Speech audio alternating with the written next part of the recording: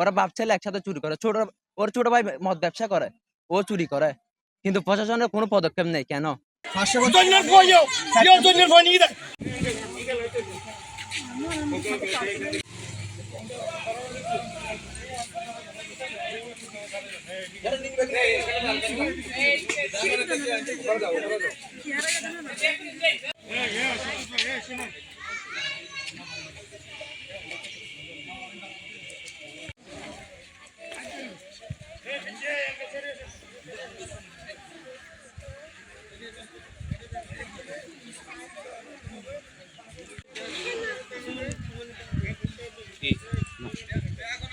পরে এখন আমরা অনেক শান্তিতে বসবাস করতেছি। এখন আমাদের কোনো সমস্যা হচ্ছে না। এখন আমরা চাচ্ছি এটা ন্যায় বিচার হোক।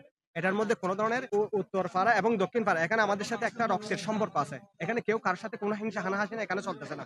এখানে একটা লোক যখন অন্যায় করেছে, এখন হাতে নাতে যখন ধরেছে, একে যখন আঘাত করেছে, গণদোলায় দিয়ে ওকে যখন আঘাত করা হয়েছে, ও আহত অবস্থার মধ্যে ও পুলিশে ওকে নিয়ে গেছে। চিকিৎসাধীন অবস্থার মধ্যে ও মারা গেছে। মারা যাওয়ার পরে এখন ওই কেসের মাধ্যমে দিয়ে, আইনের মাধ্যমে দিয়ে এখন আমাদের সাধারণ মানুষকে অজ্ঞাত নাম দিয়ে এখন অনেক মানুষকে ফেরাফেরি করতেছে।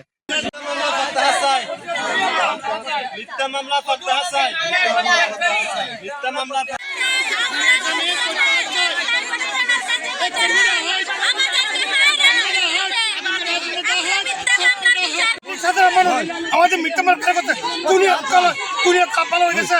আমরা দেখেছি কেন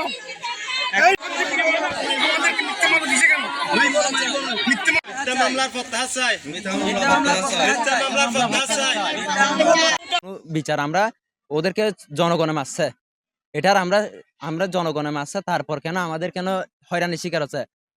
15 জন অজ্ঞাতনামা বা আমলা আসামি দিছে, এগুলো কি জন্য?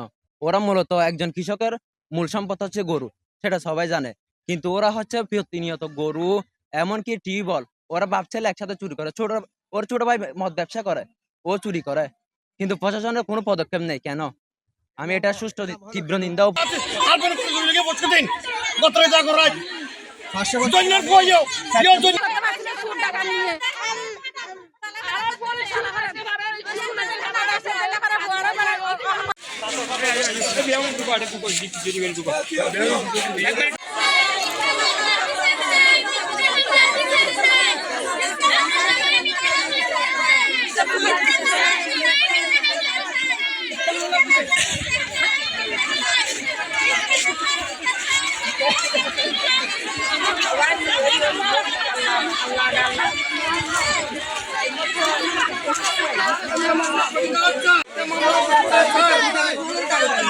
মামলা